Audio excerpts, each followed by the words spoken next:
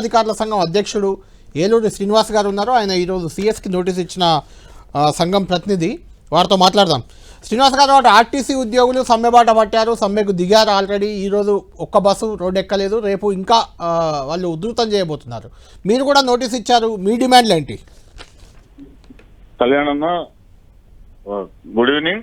ఈ రోజు మేము మా యావత్ ఉద్యోగుల తరఫున మా ఈ డిమాండ్స్ గా కొత్త ఏమి కాదు, గత 2.5 సంవత్సరాలే కాదు, గత దశాబ్ద కాలం నుంచి ఉన్న డిమాండ్స్ లో పార్టీ ఇది. మెయిన్ మా డిఏలు 5 డిఏలు పెండింగ్ ఉన్నాయి. ఆ డిఏల పైన అదేవిధంగా ఆర్థిక పరమైన ఆల్మోస్ట్ ఆల్ ఇవి పిఆర్సీ టర్మ్ కూడా సుమారుగా 2.5 సంవత్సరాలు పూర్తయి 3 సంవత్సరాలకు వస్తుంది. ఇంకొక 1.5 ఇయర్ అయిపోతే 1 పిఆర్సీ పూర్తిగా ల్యాప్స్ అయిపోయే అవకాశం ఉంది. దాంతో పాటుగా పెండింగ్ బిల్స్, గత ప్రభుత్వం నుంచి వారసత్వంగా వస్తున్న పెండింగ్ బిల్స్ సుమారుగా 13-14 కోట్లు పెండింగ్ ఉన్నాయి. ముఖ్యంగా మా రిటైర్డ్ సీనియర్స్, పెన్షనర్స్ చాలా ఇబ్బందులు పడుతున్నారు. కొంతమంది చనిపోయారు కూడా. వాటిపైన కొంత ప్రభుత్వం 700 కోట్లు ఏవో కొడుతున్నప్పటికి కూడా ప్రతి నెల 600 మంది మినిమం రిటైర్ అవుతున్నారు. 300 కోట్లు యాడ్ అవుతున్నాయి. అంటే మాకు ప్రభుత్వం నుంచి 400 కోట్లే క్లియర్ అవుతున్నట్టుగా అర్థమవుతుంది.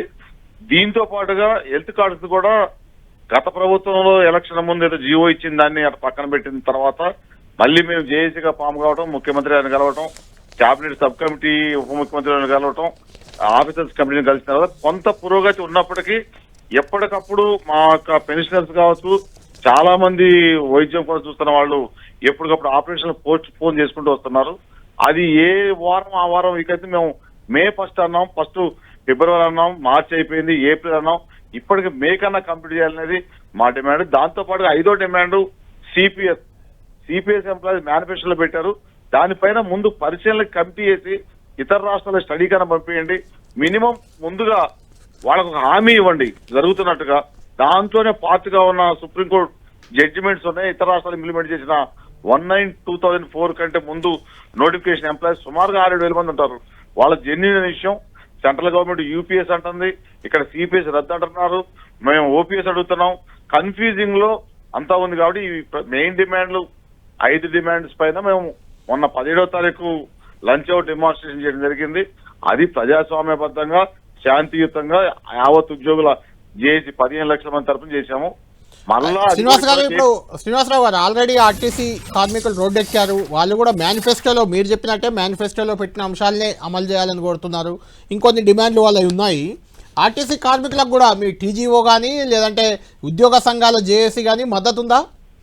జనరల్ గా ఉద్యోగ కమ్యూనిటీ, యావత్ ఉద్యోగ కమ్యూనిటీ, ఆర్టీసీ జేఏసీ ఎంప్లాయీస్ కూడా మా ఉద్యోగ జేఏసీతో కలిసి ఉన్నారు. కాకపోతే ఈ విషయంలో ఒక్క ఆర్టీసీ సంఘాలుగా, ఆర్టీసీ జేఏసీగా ముందుకు పోతున్నారు. మీరు ఇందాక చెప్పారు న్యాయమైన డిమాండ్లు అనేది. ప్రభుత్వం ఆల్రెడీ, గత ప్రభుత్వం మిమ్మల్ని ప్రభుత్వ ఉద్యోగులకు గుర్తిస్తామని చెప్పారు. మీ ఎలక్షన్స్ కూడా ప్రభుత్వ పరంగా కండక్ట్ చేయాల్సి ఉన్నాయి. చాలా చాలా చిన్న డిమాండ్లు ఇవన్నీ కూడా. ఒక గవర్నమెంట్ ఎంప్లాయీ ఉండాల్సింది, కానీ ప్రభుత్వంగా ఆర్థిక ఇబ్బందులు ఉన్నప్పుడు కూడా మేము అనుకుంటున్నాం వాళ్ళకైతే మాకు ఉద్యోగ సంఘాలుగా, టీజీజేఏసీగా, అదేవిధంగా గెజిట్ అధికారుల సంఘంగా మా మద్దతు ఉంటుంది. కాబట్టి మా జేఏసీలో తీర్మానం చేయలేదు కాబట్టి ఇండివిజువల్ గా మేము ఏమి చెప్పలేము. మేము ఈ రోజు సెక్రటరీకి పోతే కూడా ఉప ముఖ్యమంత్రి వర్యులు, మిగతా ముఖ్యమంత్రి వర్యులు మాట్లాడుతున్నారు. ఏదో కొంత సానుకూలంగా అనిపించింది. అది ఆర్టీసీ ఎంప్లాయీస్ కూడా మంచి తీపి కబురు రావాలని కోరుకుంటున్నాం.